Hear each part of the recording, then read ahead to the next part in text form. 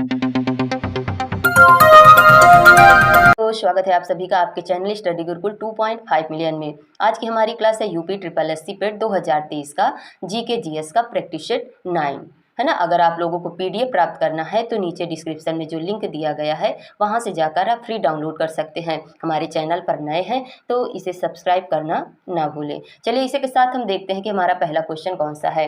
पहला क्वेश्चन है कि शतपथ ब्राह्मण और तैत्तिरीय ब्राह्मण किस वेद के ब्राह्मण मूल पाठ हैं। देखिए वेद कितने हैं, वेद 4 हैं, ऋग्वेद, यजुर्वेद, सामवेद और अथर्ववेद। इन वेदों में से जो ब्राह्मण निकले हैं तो इनके बारे में बताना है। तो शतपथ ब्राह्मण और तैत्तिरीय ब्राह्मण किस वेद के ब्राह्मण मूल पाठ हैं। तो राइट आंसर हमारा होगा ऑप्शन बी, यजुर्वेद के। इनके बारे में थोड़ा सा आगे देखते हैं। देखिए ऋग्वेद के पूछे जाएं ब्राह्मण कौन है तो ऐतरेय ब्राह्मण और कौशतकी ब्राह्मण हैं। यजुर्वेद के पूछे जाएं तो शतपथ ब्राह्मण और तैत्तिरीय ब्राह्मण हैं। इसके बाद देखेंगे कि सामवेद के पूछे जाएं तो पंचविश ब्राह्मण और जैमिनी ब्राह्मण हैं। अथर्ववेद का पूछा जाए तो गोपद ब्राह्मण है। इसी के साथ बढ़ते हैं अगले क्वेश्चन पर। और अगला क्वेश्चन हमारा कि निम्नलिखित में से किस विदेशी यात्री ने भारत का दौरा सबसे पहले किया था। ऑप्शन में है ह्वेनसांग, इत्सिंग, मेगस्थनीज तथा फाहियान। तो राइट आंसर क्या होगा हमारा ऑप्शन सी, मेगस्थनीज। चलिए आगे बढ़ते हैं और डिटेल भी देख लेते हैं थोड़ा सा।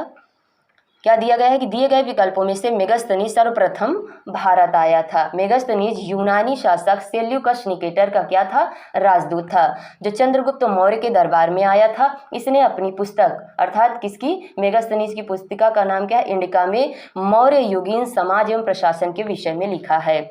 इसी के साथ अगला क्वेश्चन हमारा कि भारतीय संस्कृति का स्वर्ण युग कौन था। मौर्य काल, चोल काल, राजपूत काल या गुप्त काल। तो इसका राइट आंसर है ऑप्शन डी, गुप्त काल। अगला क्वेश्चन हमारा कि निम्नलिखित का मिलान कीजिए। देखिए सूची दी गई है, सूची फर्स्ट को सूची सेकंड से मिलाना है। तो देखिए इसमें देखा जाए कि तुगलकाबाद किला कहाँ पर है या किसने बनवाया, तो गयासुद्दीन ने बनवाया। तो ए का क्या हो जाएगा, चौथा हो गया, है ना। लाल किला दिल्ली का किसके द्वारा बनाया गया, तो लाल किला दिल्ली का बनवाया गया था शाहजहां के द्वारा। तो इसका हो गया दूसरा। अब पूछा जाए कि हौज खास किसके द्वारा बनवाया गया, तो यह बनवाया गया था फिरोज शाह तुगलक के द्वारा, है ना। तो सी का तीसरा हो गया। बचा डी, डी का क्या हो जाएगा, डी का फर्स्ट हो जाएगा, है ना। द सिटी ऑफ सीरी किसके द्वारा बनवाया गया, अलाउद्दीन खिलजी। तो राइट आंसर क्या होगा, राइट आंसर होगा हमारा ऑप्शन बी। आगे बढ़ते हैं और नेक्स्ट क्वेश्चन देखते हैं। अगला क्वेश्चन है हमारा कि शिवाजी ने मुगलों को किस संधि के द्वारा किलों को हस्तांतरित किया था। ऑप्शन दिया गया चित्तौड़ की संधि, पुरंदर की संधि, पुणे या तोरना। तो इसका राइट आंसर है ऑप्शन बी, पुरंदर की संधि। शिवाजी ने मुगलों को पुरंदर संधि के द्वारा किलों को हस्तांतरित किया था। 11 जून 1665 ईस्वी को मुगल सेनापति जय सिंह तथा शिवाजी के मध्य यह संधि संपन्न हुई थी। चलिए बढ़ते हैं नेक्स्ट क्वेश्चन पर। अगला क्वेश्चन है कि महात्मा गांधी के साथ निम्न मुसलमानों में से किसने बाल गंगाधर तिलक की अर्थी उठाई थी। ऑप्शन दिए गए हैं शौकत अली, मोहम्मद अली, मौलाना आजाद, M.A. अंसारी। तो राइट आंसर होगा शौकत अली। तो सही जवाब है फर्स्ट। देख लेते हैं कि बाल गंगाधर तिलक की मृत्यु कब हुई थी। तो बाल गंगाधर तिलक की मृत्यु हुई थी 1 अगस्त 1920 को। महात्मा गांधी के साथ मौलाना शौकत अली, डॉक्टर सैफुद्दीन किचलू ने बाल गंगाधर तिलक की अर्थी उठाई थी। शोक गीत किसने गाया था, तो मौलाना हसरत मोहानी के द्वारा शोक गीत गाया गया था। नेक्स्ट क्वेश्चन है कि नए भारत का पैगंबर किसे कहा जाता है। ऑप्शन दिया गया है दयानंद सरस्वती, श्री रामकृष्ण, राजा राम मोहन राय, स्वामी विवेकानंद। तो राइट आंसर होगा राजा राम मोहन राय, ऑप्शन सी। देखिए राजा राम मोहन राय को भारतीय पुनर्जागरण का पिता भी कहा जाता है तथा भारतीय राष्ट्रवाद एवं नए भारत का पैगंबर कहे जाते हैं। राजा राम मोहन राय को राजा की उपाधि अकबर द्वितीय ने दी थी। इसके साथ अगला क्वेश्चन है हमारा कि किसकी विफलता के बाद स्वराज्य पार्टी बनाई गई थी। ऑप्शन दिए गए हैं असहयोग आंदोलन, सविनय अवज्ञा आंदोलन, भारत छोड़ो आंदोलन या चंपारण सत्याग्रह आंदोलन। तो इसका राइट आंसर है असहयोग आंदोलन, है ना, फर्स्ट। चलिए आगे बढ़ते हैं और देखते हैं नेक्स्ट क्वेश्चन। सुभाष चंद्र बोस ने भारतीय राष्ट्रीय कांग्रेस से निकलने के बाद किस पार्टी की स्थापना की थी? Indian national army, Republican party, forward block party या सोशलिस्ट पार्टी? तो किसकी स्थापना की गई थी सुभाष चंद्र बोस के द्वारा? राइट आंसर होगा ऑप्शन सी, फॉरवर्ड ब्लॉक की।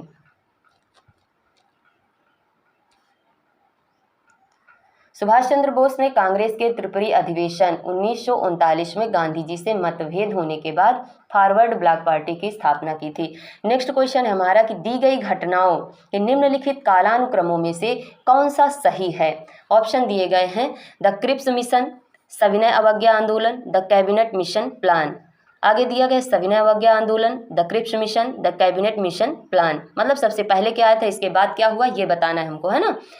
तो इसका राइट आंसर होगा ऑप्शन बी, सविनय अवज्ञा आंदोलन, द क्रिप्स मिशन, फिर क्या, द कैबिनेट मिशन प्लान आया था। चलिए आगे बढ़ते हैं और देखते हैं इनका डेट भी देख लेते हैं ना। जैसे उपर्युक्त घटनाओं का सही कालानुक्रम इस प्रकार है कि सविनय अवज्ञा आंदोलन कब हुआ था? 1930 में। द क्रिप्स मिशन कब आया? 1942 में। इसके बाद आया था द कैबिनेट मिशन प्लान 1946 का। अगला क्वेश्चन है कि भारत में सर्वाधिक जैव विविधता पाई जाती है कहाँ? ऑप्शन दिए गए हैं कश्मीर घाटी में, फूलों की घाटी में, सुरमा घाटी या शांत घाटी में। तो राइट आंसर होगा शांत घाटी में, इसलिए सही जवाब है ऑप्शन डी। चलिए नेक्स्ट बढ़ते हैं और देखते हैं अगला क्वेश्चन। अगला क्वेश्चन है कि भारत में किस किस्म की कॉफ़ी का उत्पादन किया जाता है? ऑप्शन दिए गए हैं कावो, अराबिका, केगा, कांसो। तो राइट आंसर है हमारा ऑप्शन बी, अराबिका। चलिए थोड़ा डिटेल भी देखते हैं कि भारत में कॉफ़ी का उत्पादन अलग अलग मौसम परिस्थितियों में होता है। अधिकांशतः उन्नतांश वाले कुछ क्षेत्र जैसे अराबिका के मृदु क्वालिटी के लिए उपयुक्त है, जबकि गर्म आर्द्र परिस्थितियां किसके लिए, रोबस्टा कॉफ़ी के लिए उपयुक्त मानी जाती हैं। भारत में कॉफ़ी की इन्हीं दोनों किस्मों का सर्वाधिक उत्पादन किया जाता है। अगला क्वेश्चन देखते हैं कि ब्रह्मपुत्र नदी भारत में मैदानी भाग में किस नाम से प्रवेश करती है? ऑप्शन दिए गए हैं धंजी, ब्यांगड़ो, मानस, दिहांग। तो ब्रह्मपुत्र नदी भारत में दिहांग नाम से प्रवेश करती है। तो राइट आंसर होगा ऑप्शन डी। इसके बारे में देखेंगे कि ब्रह्मपुत्र नदी भारत के मैदानी भाग में प्रवेश करते समय क्या कहलाती है? दिहांग कहलाती है। बांग्लादेश में ब्रह्मपुत्र नदी को पद्मा के नाम से जाना जाता है। ब्रह्मपुत्र नदी को तिब्बत में शांको नाम से जाना जाता है। अगला क्वेश्चन है हमारा कि निम्नलिखित में से कौन एशियाई शेरों के शरण स्थल का ग्रह विख्यात है? एशियाई शेरों के लिए ऑप्शन दिए गए हैं गिर राष्ट्रीय उद्यान, कान्हा राष्ट्रीय उद्यान या दुधवा राष्ट्रीय उद्यान या कार्बेट राष्ट्रीय उद्यान। तो इसका राइट आंसर होगा फर्स्ट, गिर राष्ट्रीय उद्यान। तो गिर वन्यजीव अभ्यारण्य कहाँ पर है, ये भी पूछा जा सकता है ना। तो कहाँ पर है? गुजरात के जूनागढ़ से 42 किलोमीटर दूर गिर नामक स्थान पर स्थित है और यह मुख्यतः एशियाई शेरों के लिए प्रसिद्ध है। अगला क्वेश्चन है कि सतपुड़ा पर्वत श्रृंखला कहाँ है? ऑप्शन दिए गए हैं झारखंड राज्य में, राजस्थान, मध्य प्रदेश, असम। तो राइट आंसर होगा मध्य प्रदेश, ऑप्शन सी। सतपुड़ा पर्वत श्रृंखला का विस्तार महाराष्ट्र तथा मध्य प्रदेश तक है। इसके उत्तर में नर्मदा तथा दक्षिण में ताप्ती नदी बहती है। सतपुड़ा पर्वत की सबसे ऊंची चोटी पूछी जाए तो कौन सी है? धूपगढ़ है। अगला क्वेश्चन है कि भारत में श्वेत क्रांति को कितने चरणों में लागू किया गया? तो ऑप्शन दिए गए हैं 2 चरणों में, 3 चरणों में, 4 चरणों में या 1 चरणों में। तो राइट आंसर होगा बी, 3 चरणों में किया गया। किसे? श्वेत क्रांति को। चलिए देख लेते हैं कौन कौन से चरण हैं, है ना। तो श्वेत क्रांति 3 चरणों में शुरू की गई थी। पहला चरण था इसका 1970 से 1980, दूसरा चरण था 1980 से 1985 और तीसरा चरण था 1985 से 1996। अब देखिए आगे देखेंगे कि भारत में 1970 में श्वेत क्रांति की शुरुआत हुई थी। इस क्रांति को ऑपरेशन फ्लड के नाम से भी जाना जाता है तथा डॉक्टर वर्गीज कुरियन को भारत में श्वेत क्रांति का जनक कहा जाता है ना। चलिए अगला क्वेश्चन हमारा देख लेते हैं कि जीएसटी परिषद में कुल कितने सदस्य सम्मिलित हैं? ऑप्शन दिए गए हैं 33, 36, 44 या 46। तो राइट आंसर इसका होगा 33, ऑप्शन ए सही है। चलिए आगे देखते हैं अगला क्वेश्चन। अगला क्वेश्चन है कि आर्थिक सुधार संबंधी नवीन आर्थिक नीति कार्यक्रम कब शुरू हुआ था। आर्थिक सुधार संबंधी नवीन आर्थिक नीति कार्यक्रम कब शुरू किया गया था। ऑप्शन दिए गए हैं जुलाई 1980, जुलाई 1992, जुलाई 1991, जुलाई 1995। तो राइट आंसर होगा ऑप्शन सी, जुलाई 1991। अगला क्वेश्चन है कि निम्नलिखित में से कौन सी पंचवर्षीय योजना की वृद्धि दर उसकी लक्षित वृद्धि दर से ज़्यादा रही है। ऑप्शन दिए गए हैं 8वीं पंचवर्षीय योजना, 4थी पंचवर्षीय योजना, 5वीं पंचवर्षीय योजना या 7वीं पंचवर्षीय योजना। सही जवाब है फर्स्ट, 8वीं पंचवर्षीय योजना। इसी के साथ बढ़ते हैं हम अपने नेक्स्ट क्वेश्चन पर। अगला क्वेश्चन है कि भारत में पहला एटीएम किस बैंक ने स्थापित किया। ऑप्शन दिए गए हैं भारतीय स्टेट बैंक ने, पंजाब नेशनल बैंक ने, यूनियन बैंक ने या HSBC बैंक ने। तो इसका राइट आंसर होगा HSBC बैंक ने, ऑप्शन डी। अगला क्वेश्चन है, अच्छा ये देख लेते हैं कि HFBC का अर्थ हांगकांग और शंघाई बैंकिंग कॉरपोरेशन लिमिटेड है। HSBC ने अपना पहला एटीएम 1987 में स्थापित किया था। अगला क्वेश्चन है कि निम्नलिखित में से कौन सा एंजाइम ग्लूकोज को इथेनॉल में परिवर्तित करता है।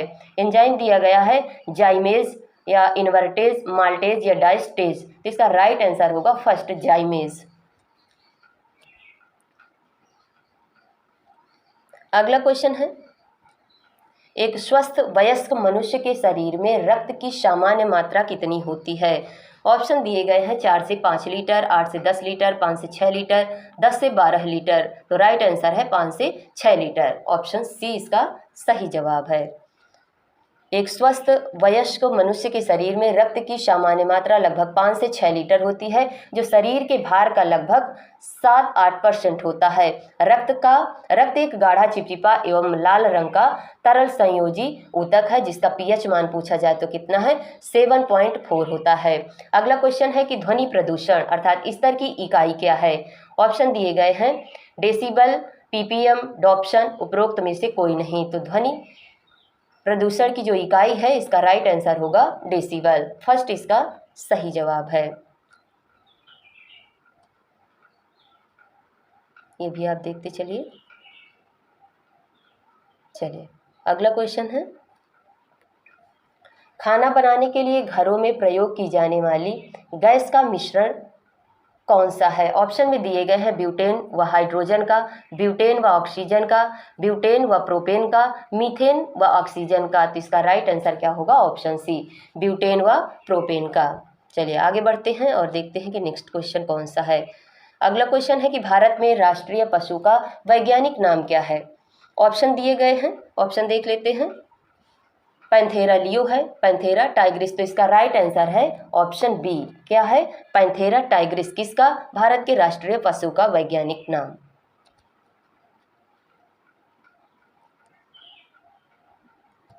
नेक्स्ट क्वेश्चन है कि निम्नलिखित में से किस देश में लोग संविधान का संशोधन करने में भाग लेते हैं। ऑप्शन दिए गए हैं फ्रांस, स्विट्जरलैंड, इंग्लैंड, यूएसए। तो राइट आंसर है ऑप्शन बी, स्विट्जरलैंड। स्विट्जरलैंड में संविधान में संशोधन जनमत संग्रह के माध्यम से होता है, जिसमें वहां के नागरिक भाग लेते हैं।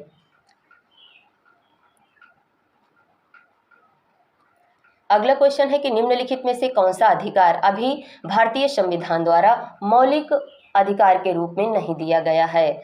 ऑप्शन दिए गए हैं स्वतंत्रता का अधिकार, क्षमता का अधिकार, संपत्ति का अधिकार तथा शोषण के विरुद्ध अधिकार। तो राइट आंसर क्या होगा, ऑप्शन सी, संपत्ति का अधिकार।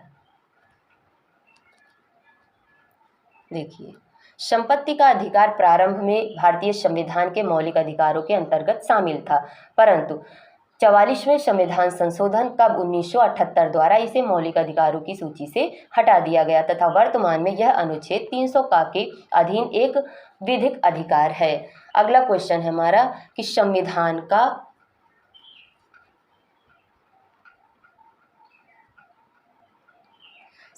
कौन सा भाग राज्य नीति के निर्देशक सिद्धांतों से संबंधित है। ऑप्शन दिए गए हैं भाग 3, भाग 1, भाग 4 या भाग 2। तो इसका राइट आंसर है भाग 4।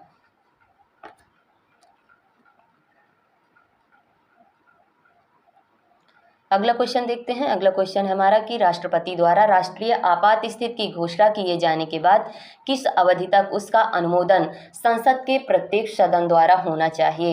1 माह के भीतर, 4 महीनों के भीतर, 2 महीनों के भीतर या 6 महीनों के भीतर? तो इसका राइट आंसर होगा 1 माह के भीतर। ऑप्शन फर्स्ट इसका सही जवाब होगा।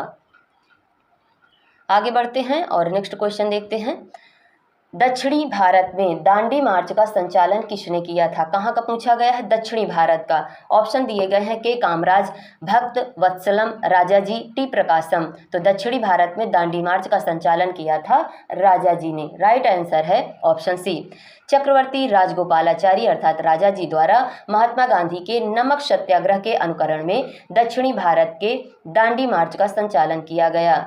यह मार्च त्रिचनापल्ली से वेदारण्यम तक हुआ।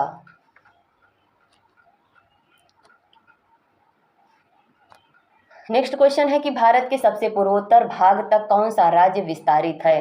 असम, मणिपुर, नागालैंड, अरुणाचल प्रदेश। तो इसका राइट आंसर है ऑप्शन डी, अरुणाचल प्रदेश, है ना। चलिए अगला क्वेश्चन है, विश्व पर्यटन दिवस कब मनाया जाता है? ऑप्शन दिए गए हैं 16 सितंबर, 25 सितंबर और 27 सितंबर, 29 सितंबर। तो राइट आंसर है विश्व पर्यटन दिवस मनाया जाता है 27 सितंबर को। और देखो 16 सितंबर को क्या मनाया जाता है? ओजोन दिवस मनाया जाता है। इसके साथ कुछ दिवस भी दिए गए हैं, इनको भी देख लेते हैं, है ना। देखिए 1 से 7 सितंबर तक क्या मनाया गया? राष्ट्रीय पोषण सप्ताह। 5 सितंबर को क्या मनाया जाता है? शिक्षक दिवस मनाया जाता है। 8 सितंबर को विश्व साक्षरता दिवस तथा 10 सितंबर को विश्व आत्महत्या रोकथाम दिवस मनाया जाता है। चलिए आगे बढ़ते हैं और देखते हैं नेक्स्ट।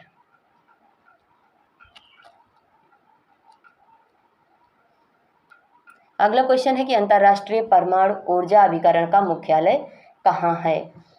ऑप्शन दिए गए हैं Vienna, Austria, London, Britain, Paris, France या रोम, इटली। तो राइट आंसर है वियना, ऑस्ट्रिया, है ना, फर्स्ट। चलिए आगे बढ़ते हैं और देखते हैं अगला क्वेश्चन।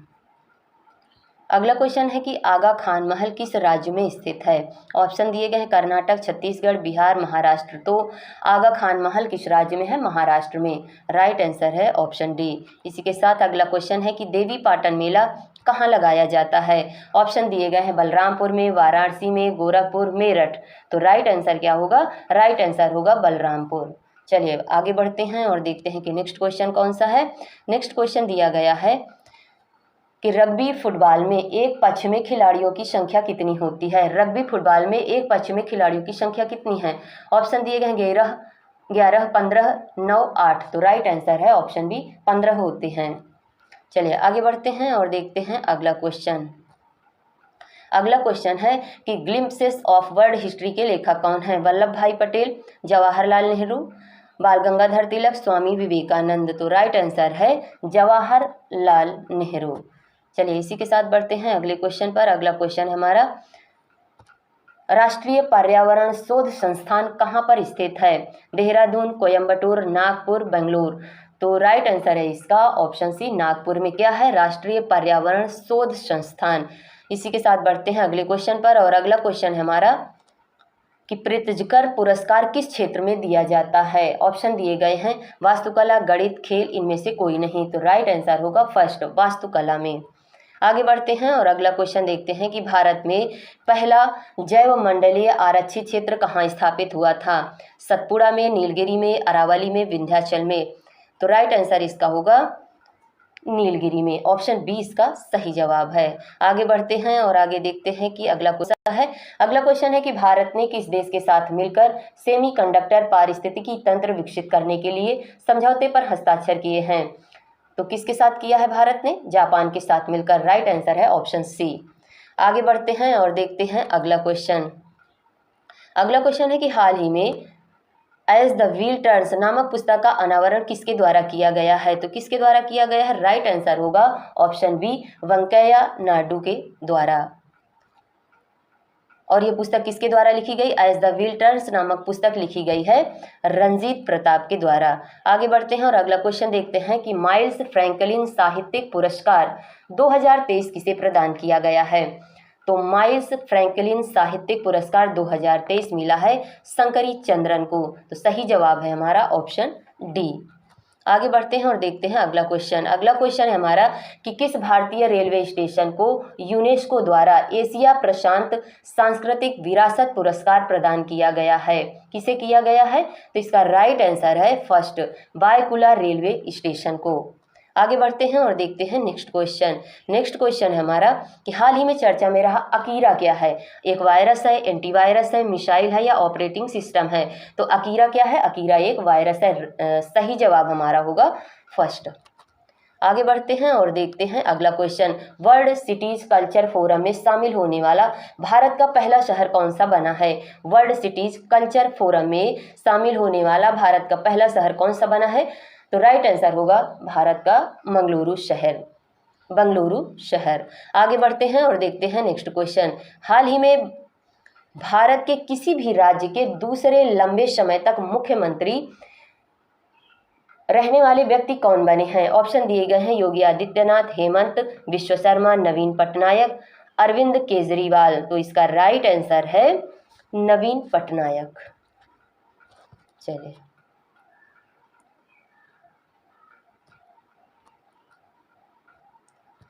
अगला क्वेश्चन है कि हाल ही में चर्चा में रहा चिखल खाओ उत्सव कहाँ मनाया जाता है? तो चिखल खाओ उत्सव कहाँ मनाया जाता है? गोवा में। ऑप्शन डी इसका सही जवाब है। आगे बढ़ते हैं और देखते हैं नेक्स्ट क्वेश्चन। नेक्स्ट क्वेश्चन है कि उत्तर प्रदेश के पहले रेल हेरिटेज पार्क व रेल कोच रेस्टोरेंट की स्थापना किस जनपद में की जाएगी? जनपदों के नाम दिए गए हैं ललितपुर, इटावा, लखनऊ या आगरा। तो राइट आंसर होगा आगरा जनपद में। आगे बढ़ते हैं और नेक्स्ट क्वेश्चन देखते हैं। नेक्स्ट और अंतिम क्वेश्चन इस सीरीज का। अगला क्वेश्चन है कि जून 2023 में उत्तर प्रदेश की किस भारतीय प्रौद्योगिकी संस्थान ने क्लाउड सीडिंग के माध्यम से बारिश कराई गई है? तो किस संस्थान में? राइट आंसर होगा आईआईटी कानपुर। तो इसका सही जवाब है ऑप्शन बी। इसी के साथ आज की हमारी क्लास समाप्त होती है। वीडियो अच्छी लगे तो लाइक और शेयर जरूर करें, सब्सक्राइब भी करें। वीडियो देखने के लिए आप सभी लोगों का धन्यवाद। और पीडीएफ प्राप्त करना है तो नीचे डिस्क्रिप्शन में जो लिंक दिया गया है वहां से जाकर आप लोग डाउनलोड करें।